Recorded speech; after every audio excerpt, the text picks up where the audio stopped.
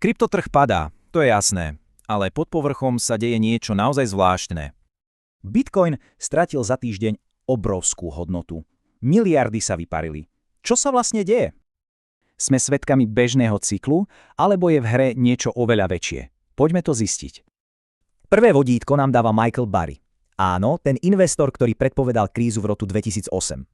Burry varuje, že firmy s veľkými rezervami v bitcoine čelia existenčnej hrozbe. A to je silné slovo. Konkrétne mierí na firmy ako Strategy. Pád pod 60 000 by pre nich mohol byť, katastrofálny. Lenže Burryho varovanie je len začiatok. Poďme sa pozrieť na tie skryté prúdy, ktoré hýbu trhom.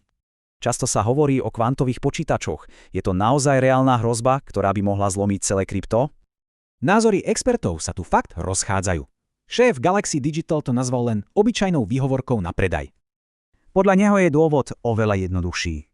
Prví investori si proste vyberajú zisky, čo spúšťa lavínu. Ale pozor! Uprostred všetkého toho strachu nám technické dáta vysielajú úplne iný signál. Aby sme to pochopili, musíme sa pozrieť na kľúčový ukazovateľ. Index relatívnej sily, skrátene RSI. RSI Bitcoinu sa prepadlo až na 27,24. To je hlboko v zóne, ktorej sa hovorí prepredané. A nie je to len Bitcoin.